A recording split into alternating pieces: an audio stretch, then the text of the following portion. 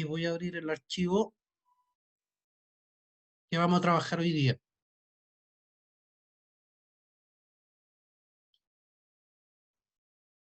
Ya, niños. Estamos reforzando entonces los conocimientos básicos que deben tener ustedes para esta nueva prueba, que tiene como eje, ya sabemos todos, lo que es la comprensión lectora y lo que es el léxico contextual. Dentro de la comprensión lectora, ¿verdad? Está dividida en distintos tipos de textos, y dentro de los textos que nos interesan, estamos revisando ahora esta literatura, y que a la vez se subdivide en dos géneros, no en los tres que tradicionalmente se trabaja, ya que me imagino que consideraron que el género lírico puede ser mucho más complejo para ustedes.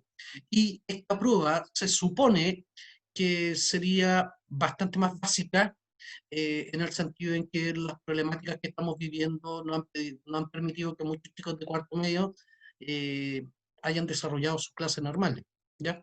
Cosa que nos favorece en ese sentido, ¿ya? Porque los contenidos de narrativa, como te diste cuenta, no son tanto, quizás la problemática mayor es adquirir esos conceptos que son un poquito confusos o difíciles para nosotros, eh, en el sentido de la adquisición de ellos, pero que la explicación en el desarrollo no son mayormente difíciles. Ahora el género, y nos toca ver el segundo, que es el género dramático, ¿verdad? Y que dentro de los tres géneros es considerado, entre comillas, en el análisis, uno de los más fáciles, ¿ya? Pero a la vez uno de los más bellos, sin lugar a dudas.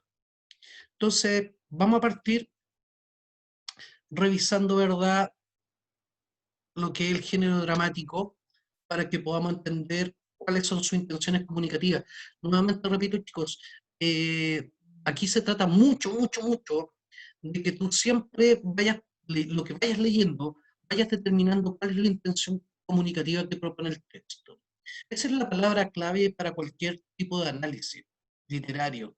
Siempre quedarse en la cabecita de qué busca el texto, qué intención tiene, qué me propone. ¿Ya? Veamos entonces. Dice, género dramático es aquel que reúne las obras que giran en torno a conflictos humanos. La palabra conflicto ya va a ser muy importante. Y que se desarrollan por medio de diálogos o monólogos de los personajes. Eso te lo voy a explicar también. Los cuales se constituyen como emisores de estas obras. Los personajes. Ahí nos han dicho algo interesante. ¿Se dan cuenta? Aprendimos que, por un lado, hay un autor que es de carne y hueso. Puede estar muerto, puede estar vivo, tiene una fecha de nacimiento, etc. Ese autor, en términos literarios, le llamamos fuente, de donde surge. Y esta fuente, para entregarte la historia, ¿verdad?, la diégesis, él crea una voz. Él crea una voz falsa. A esa voz ficticia le hemos denominado emisor. Aprendimos que en la narrativa el emisor es el narrador. Ya no es necesario, pero recuerda que en la lírica es el hablante lírico. Y curiosamente, fíjense quiénes son los emisores en el género dramático. Son los personajes. Si tú quieres ponerle un apellido para diferenciarlo de los personajes narrativos, ¿verdad?, del género narrativo, dile personajes dramáticos, pero son personajes. O sea, ellos son los que nos entregan la historia. ¿Ya? No hay una estructura. Eso es que tengan mucho cuidado. He escuchado 1000 veces que muchos chicos se atreven a utilizar el siguiente concepto: narrador dramático. ¿No dramático? Sí, el narrador en este drama es que no existe el narrador en un género dramático. El narrador es únicamente del género narrativo. Por lo tanto, no mezclen, no se confundan. Aquí el emisor son los personajes. ¿Y por qué? Me voy a adelantar algo que dice más adelante, o sea, que se señala en la guía. Porque el género dramático tiene la intencionalidad de lo que se llama la virtualidad teatral. ¿Qué significa la virtualidad teatral? Que en potencia se quiere que eso que está ahí se desarrolle por una compañía de teatros obviamente, obviamente un director, actores, etcétera, y que esa obra la representen en un escenario.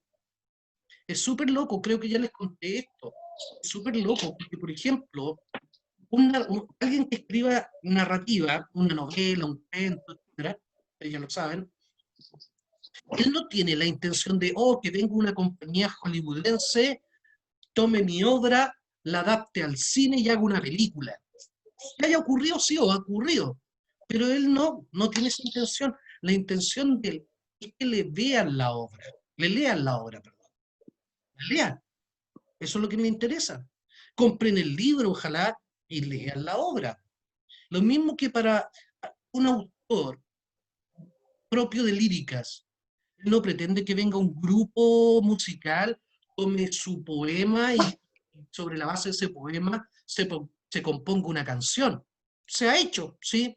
Alturas de Machu Picchu, de Pablo Neruda, que la arregló musicalmente los Jaivas. ¿Se dan cuenta? Sino que el poeta quiere que le compren el libro y ojalá lean ese libro. En cambio, lo curioso acá es que todo dramaturgo sí quiere que una compañía de teatro desarrolle su obra en el escenario. Esa es la gran diferencia.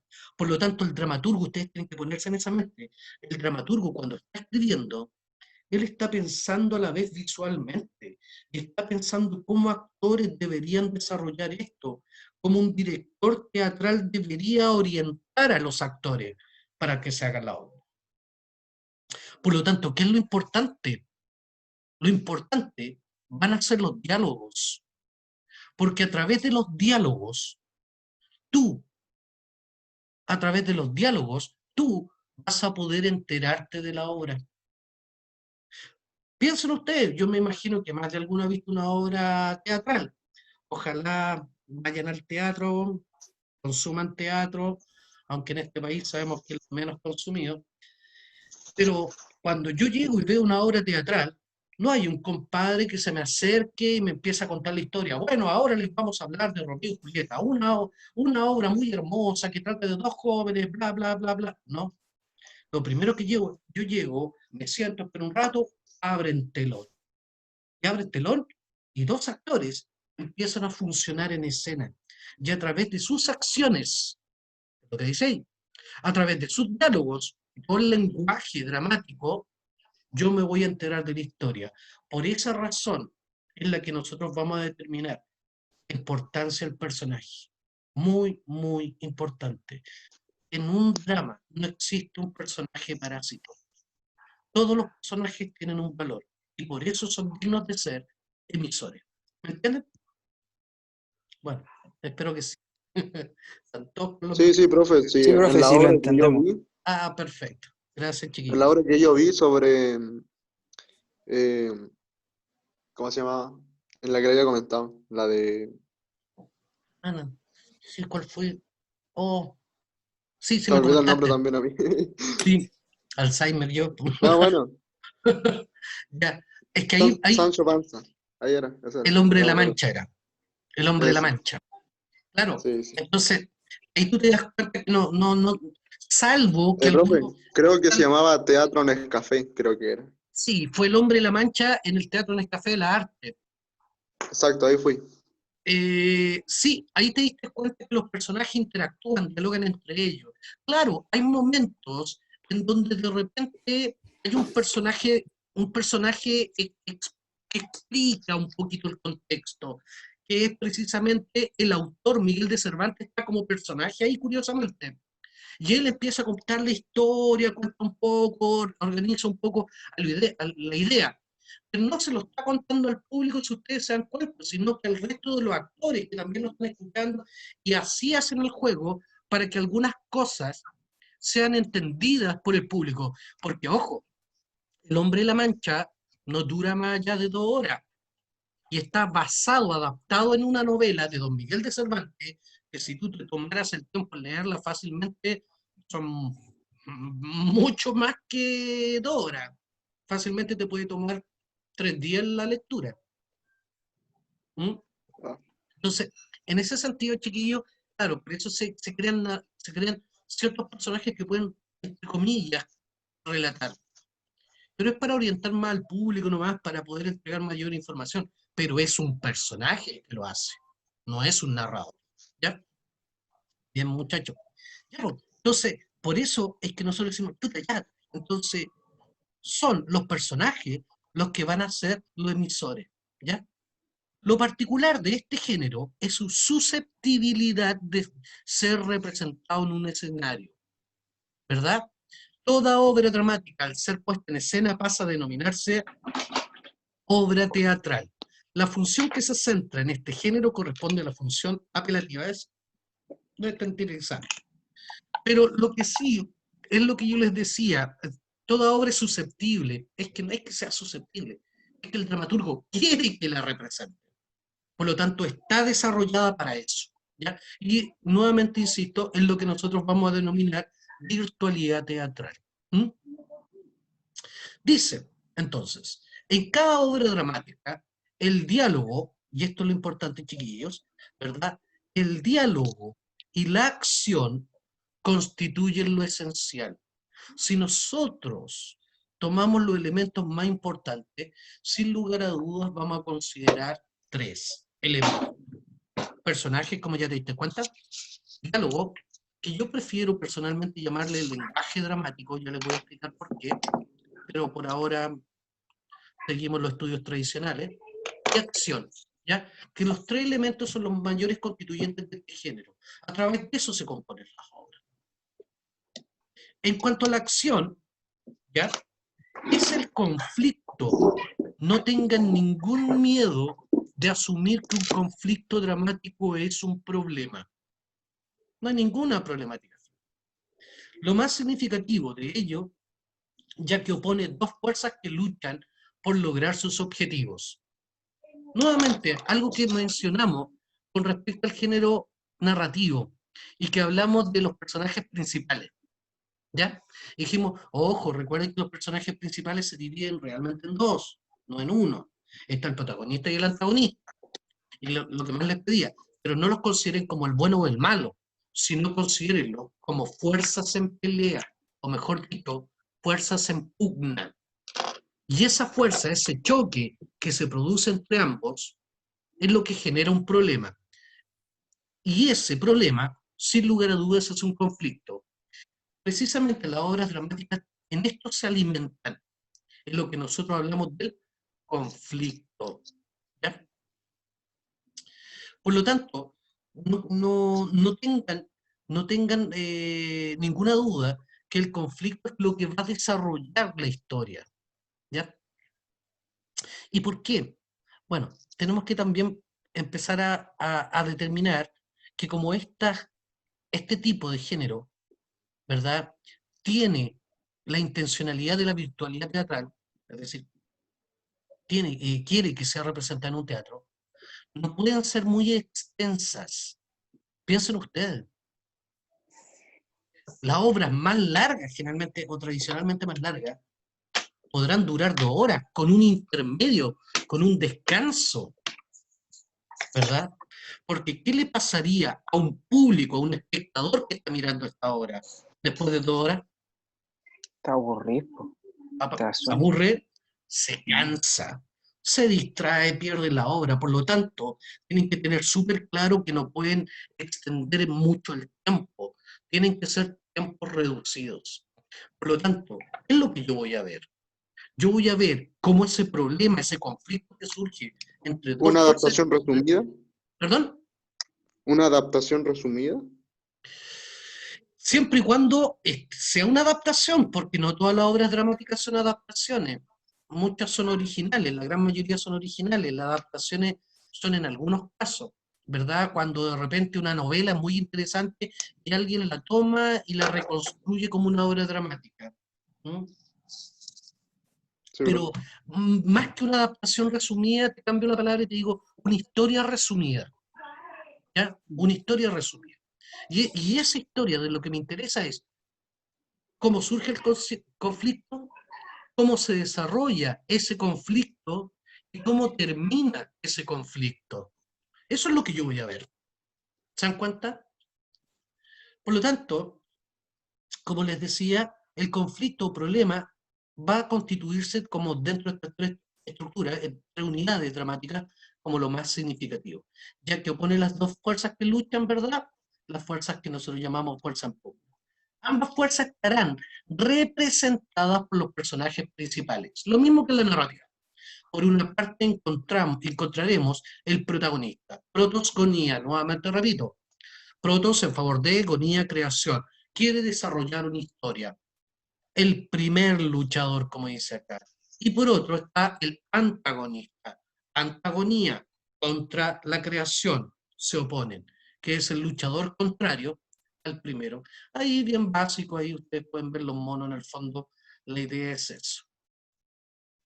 Ya, voy a detenerme un poquito y decirles, chiquillos, es sumamente importante que tengamos claro entonces, ahora por ahora, antes de meterme en el conflicto, personajes son los emisores, ¿verdad? Gracias a sus acciones y diálogos, nos entregan la historia. ¿Ya? Segundo, la historia se conforma a través de un conflicto, ¿verdad? Que ya voy a ver, inicia, desarrolla y termina. Y a la vez, ¿verdad? Está el diálogo que conforma, entre comillas, lo que yo prefiero mencionar, lenguaje dramático. ¿Por qué prefiero utilizar el concepto lenguaje dramático y no diálogo como lamentablemente tradicionalmente lo establece? Porque el lenguaje dramático es mucho más complejo que el diálogo. Si yo te hablo de la palabra diálogo, estoy hablando de la interacción comunicacional entre dos o más personas. O sea, para que haya un diálogo, tienen que haber dos, ¿cierto? Es normal. Y frente a esa interacción de información, yo, si lo estoy viendo, me voy enterando de lo que está sucediendo, lo que ocurre. Estamos claros, ¿cierto? Pero ocurre que también está el monólogo. ¿Qué pasa cuando tú tienes una obra con monólogo? Está el soliloquio, están los apartes, y todo eso son parte del lenguaje dramático. ¿Verdad? Porque mire, bueno, yo me imagino que muchos de ustedes pudo haber visto El Club de la Comedia. ¿La vieron o no? ¿Alguno la ha visto? Que era muy Obvio, famoso hace un par sí. de años, ¿verdad? El Club de la Comedia. Y dentro del Club de la Comedia, Ah, una sí, de las cosas, ¿perdón? sí, Una de sí, las sí. cosas, sí la viste, ya. Una de las cosas precisamente más vistas eran los monólogos que estos actores hacían, ¿verdad? Cuando se ponían a hablar con el público, cuando se ponían a hablar con el público. Precisamente ahí no había diálogo, uno parecía que hubiera un diálogo con el público, ¿verdad? De repente dice, no, profe, pero si había un diálogo, de repente el público les tiraba una broma y ellos lo contestaban, había un diálogo. Sí, de acuerdo, porque son actores y son profesionales, pero ellos previamente a entregar eso, ellos desarrollaron un discurso, lo aprendieron y después lo entregaron al público. Y como son profesionales, saben que el público va a reaccionar de esta manera y que en algún momento les puede tirar una broma y ellos son lo suficientemente hábiles para improvisar y rebatir lo que les dijeron. Pero ellos tienen un solo discurso en su cabeza. Por lo tanto, oye, es que no solamente es diálogo, yo puedo ver una obra dramática que no solamente tiene diálogo, puedo ver una obra dramática que tiene monólogo. Es más, hay una obra, me olvidó el nombre de la autora, es una autora feminista de una obra muy, muy buena, que se llama Los monólogos de la vagina, que es una obra que, claro, uno cuando este hombre se puede reír, la tontera, véanla, chiquillo, porque precisamente es un monólogo en donde una mujer establece su problemática como mujer en esta sociedad machista. ¿Se dan cuenta? Y es tan buena que uno termina aplaudiéndola. Claro, como no soy mujer, mm, no tengo el mundo mujer metido, tengo el mundo machista metido en la cabeza. Obviamente las mujeres empatizan, pero créanme que un hombre muy machista como yo, por ejemplo, terminan aplaudiendo y diciendo, oye, genial, y comprenden la problemática de la mujer hoy en día, que totalmente abusada, ¿verdad? Totalmente prejuzgada, totalmente relegada a un segundo lugar que no le corresponde, ¿verdad? Y ahí vemos todos los abusos hoy en día hacia las mujeres. ¿Mm? Profe, Por ¿cómo se tanto, llamaba? los monólogos de la vagina, se me olvidó Ya. el autor. La pueden leer porque la obra la pueden bajar, está escrita, pero yo prefiero que la vean. También hay una buena versión, métanse a YouTube, o si no está en YouTube, búsquenla, porque es una obra genial. Y chicas, las que me están escuchando, es obligatorio que la vean. ¿Por qué? Porque es un compromiso serio entre mujer y mujer. Y ojalá que los hombres la vieran. ¿Mm? Ya, Trataré de por lo verme la tanto, jauría, si es que puedo también. sí, no, ya, sí, no la he visto, soy medio sensible a esos temas. Mm. No sé, Ahora, profe, a mí me tiene rayado tanto anuncio ya. Así que tengo que verla para que me deje rayar. sí, aparte que es Muy muy importante, buena, ¿no? Muy buena la jauría. entre paréntesis, es muy importante sacarse el chip machista de la cabeza. Creo que ustedes, los jóvenes, pueden descontaminar este mundo machista. Yo soy un viejo recalcitrado, trato de quitarme eso, pero créanme que está tan metido, fue tan arraigado en mi sociedad que uno se avergüenza, de verdad. ¿Mm? Y ojalá que de una vez por todas no hagamos más estupideces. Bueno, Tranquilo, nosotros somos las futuras generaciones. Relajado. excelente. Chiquillos, continuando. Por lo tanto, oye, pueden ser diálogos, sí, pueden ser monólogos, sí. Hay elementos que vamos a ver más adelante, como la parte, cuando, por ejemplo, en un grupo de actuación, uno de los personajes se escapa y empieza a hablar con el público, ¿sí? Para darle una pequeña información. Oye, ellos no saben lo que van a hacer, bla, bla, bla. Una parte, se apartó el grupo que habla. Están los soliloquios, que se confunden mucho con los monólogos. El soliloquio es cuando el personaje está pensando, pero ocurre que realmente no es que esté hablando en voz alta, es su mente, su pensamiento, que se transformó en un discurso. ¿Para qué? Para que el público pueda entender, porque no puede ser que el público esté mirando a un compadre 5 minutos, moviendo la cabeza para todos lados, y ¿qué diablo está pensando? Por lo tanto, como no somos telépatas, el actor tiene la obligación de decir lo que está pensando. Ahí está el gran soliloquio de Hamlet frente a la calavera, cuando toma la calavera el bufón y empieza a ser o no ser, ahí el dilema, bla, bla, bla, bla. Y toma la calavera y está hablándole a la calavera, entre comillas, pero en el fondo son los pensamientos de Hamlet frente a la problemática de la muerte, propias del ser, ¿verdad? Existencia, ser, no ser, muerte, etc. ¿Mm? Por lo tanto, también está el soliloquio. ¿Ya? Por eso es que yo prefiero que, sí, son 3 unidades: personajes, acciones, diálogo, pero subentiendan cuando escuchen la palabra diálogo como lenguaje dramático, que es mucho más complejo que hablar de diálogo. ¿Ya? Hay Es más mucho más, amplio igual, pues, ¿no? es más amplio. Yo prefiero que Sí. hablemos de lenguaje dramático, porque como tú decís, es más amplio, ¿verdad? Están los diálogos, están los monólogos, están los soliloquios, están los apartes. ¿Mm? ¿Qué más? Ya, haciendo la obviedad en eso, o sea, la explicación en eso, volvamos entonces al conflicto.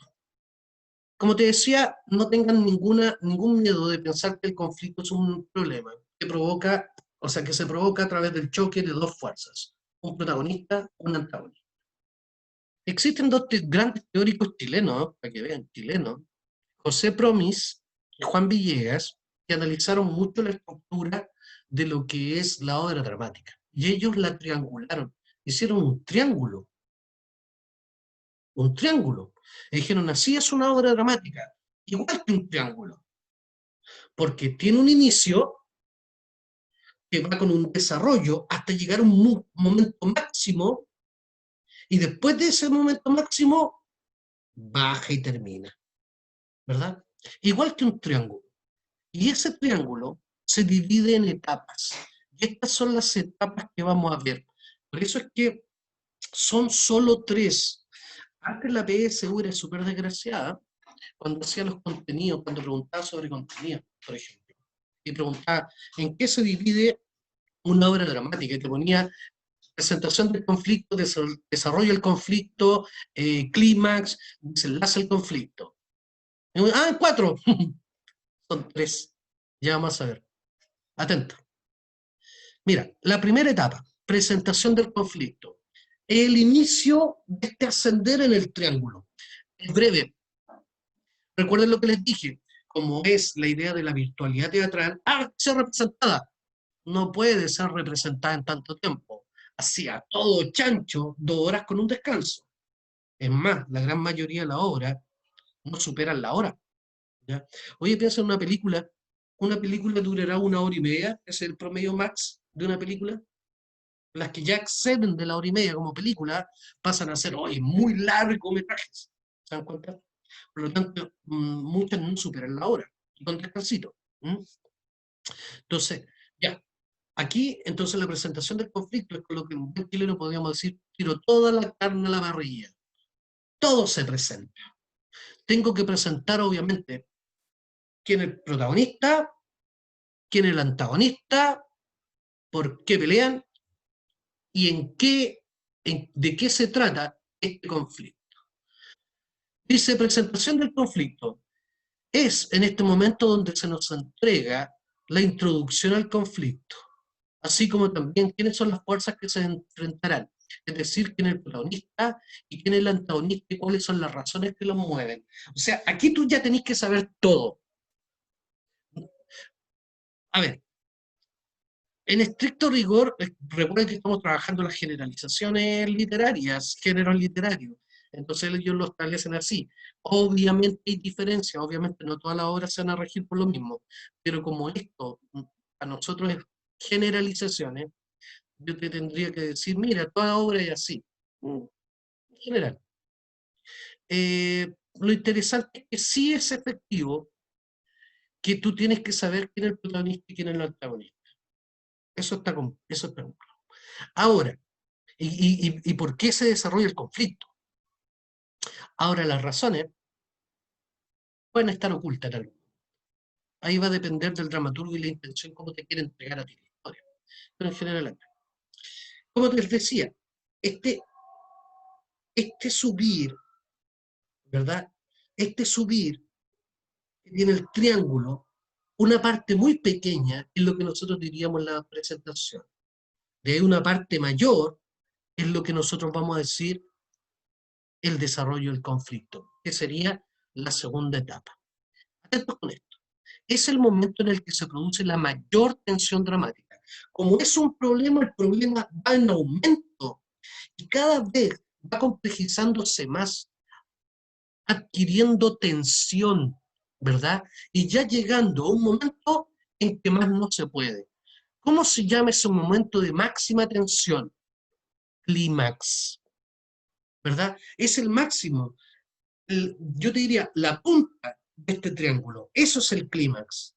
De ahí ya no puede ascender más porque ya no puede haber más tensión.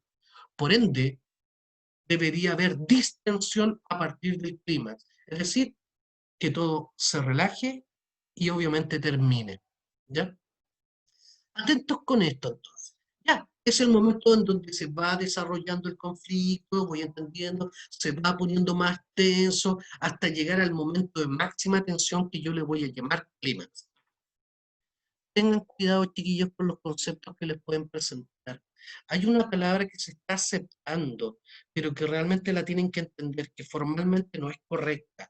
Cuando te dicen que el clímax es el momento más álgido de algo. Álgido viene de una palabra árabe que es algélido, lo más frío. ¿Cómo? El clima es el momento más frío.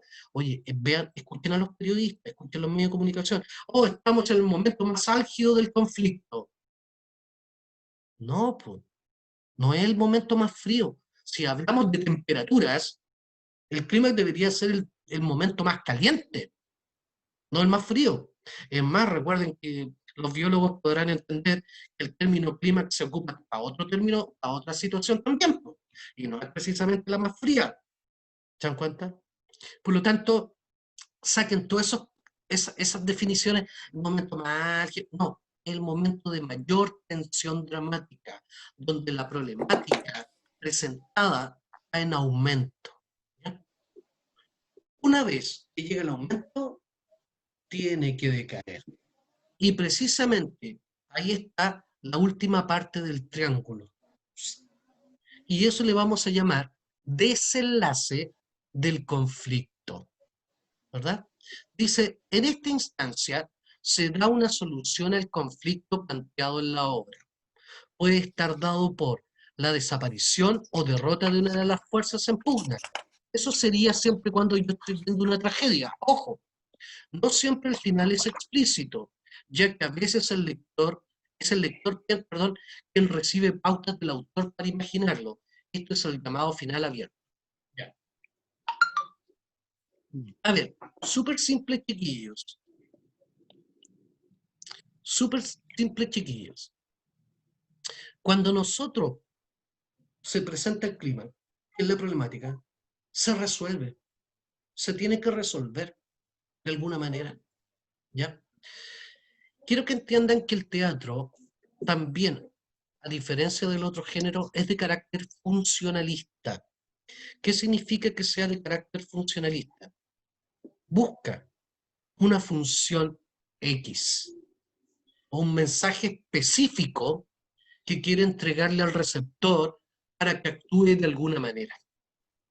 Existen distintas tendencias de teatro. Por ejemplo, el teatro psicológico de Tennessee Williams, que quería ver las problemáticas sociales de comunidades más reducidas.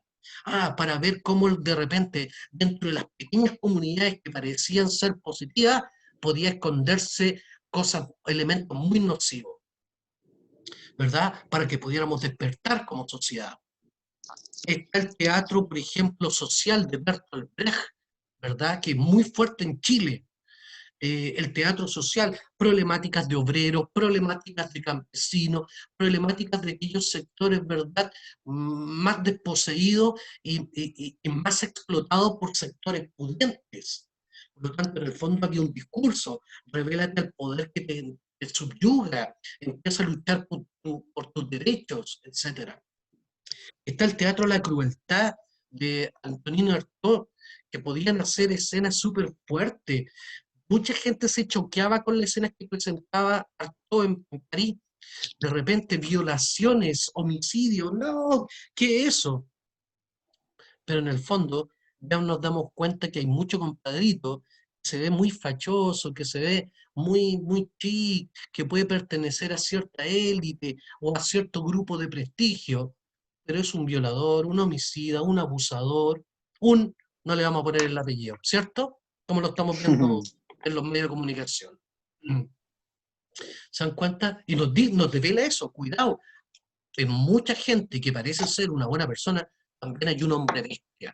Bueno, y así les podría contar distintos tipos de teatro. En el fondo, ¿qué quiero decirte? Que cada tendencia dramática a la cual pertenece un dramaturgo busca una función específica en ti. No te busca un receptor pasivo. No es como, qué lindo, fue muy lindo. No, te tiene que conmover, te tiene que golpear, te tiene que provocar una reacción para que después tú actúes. Por eso es que es tan importante entender que el clímax, por ejemplo, es un combo. El clímax es un golpe y de ahí tiene que haber un desenlace. Puede ser un desenlace armónico, todo se resuelve y todo es en paz. Puede ser un desenlace negativo, ¿verdad? En donde muere el protagonista, pero algo resurge, siempre. E incluso pueden haber obras que aparentan no tener final. Casi, obras que casi que terminan casi en su desenlace. Profe, entonces esas son con final abierto. Muchos le llaman final abierto, pero lo que ha quedado abierto, tú como receptor, lo debes cerrar. Es decir, a mí como dramaturgo me basta un minuto para hacer un desenlace. A veces, ¿para qué quiero más? Porque voy a pensar que el desenlace real, la conclusión real de esta obra, del mensaje que quiero transmitir, no va a ser necesariamente en el escenario, sino en la cabeza del receptor. Por lo tanto, nunca una obra no va a tener desenlace. ¿Me entienden, chiquillos? ¿Sí? Ya. Eso es Sí. importante. Eso es importante porque de repente, atentos con lo que te puedan preguntar. ¿Qué tal si te tiran una hora y te preguntan cuál es la etapa de la obra? ¿Se dan cuenta? A menos que diga fin, tú no podés decir que él terminó la obra, ¿no? Por lo tanto, atentos con eso, chicos. Son trampitas, son cositas que tienen que hacer. Ya. Frente a eso, como les decía, es poquito porque, si se dan cuenta, son 3 elementos los que tenemos que ver. 3 elementos que ustedes tienen que estar claritos. ¿Ya? Lo interesante es que las obras también tienen una estructura para apoyar, ¿verdad? De repente en los colegios nosotros siempre te hacemos, desarrolla una pequeña escena dramática o representa una escena dramática. Pero para eso ustedes tienen que entender que tienen finalidades, ¿ya? Estructurales. Nuevamente insisto, y todo se basa en que esto sea representado, ¿ya? Entonces, las obras dramáticas presentan una estructura ordenada, sin lugar a dudas, a menos que sea un teatro al absurdo. Pero ya les voy a explicar que el mismo teatro al absurdo tiene una función muy, muy lógica en la sociedad. El teatro al absurdo que busca cuestionar, cuestionar el mundo en el cual estamos viviendo, ¿ya? Pero eso nos vamos a meter después. Ya, entonces, las obras dramáticas presentan una estructura ordenada, siempre, las que constituyen subdivisiones. ¿Cuáles son las más importantes? El acto, ¿ya? Que viene, acto, curiosamente viene de la palabra acción. Y recuerden algo súper interesante. Nosotros, como nos enteramos de la historia, a través de los diálogos y las acciones de los personajes. Por lo tanto, acto significa el mundo representado en un escenario. ¿Se dan cuenta? Es lo que nosotros podríamos decir el marco narrativo, de alguna manera. El acto. ¿Ya? Me queda un minuto. Es la unidad mayor y la de más duración e importancia en la que se divide la obra dramática. En un acto, generalmente participan todos los personajes, incluyendo los que carecen de importancia. Se les reconoce por la caída del telón. O sea, el acto, eh, me quedan segundos, así que vamos a esperar un poquito a que se acabe para yo explicarte algunos detallitos con respecto a esto. ¿Ya? Ya, profe. ¿Ya? Así que vamos a esperar. Recuerden, chiquillos, se corta, esperen un minuto nomás, ya no estoy tan fuerte. ¿Ya? Hasta pronto. Ya está. Sí, es que a veces me cuesta.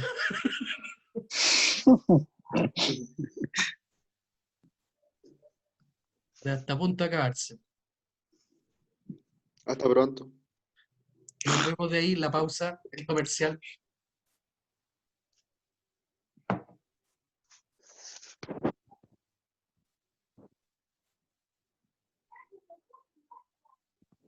El minuto largo. Sí, lo embarró. Demasiado largo el minuto, en las otras ni de nada cuenta cuando me cortaban. Y ahora como que, ¿qué onda?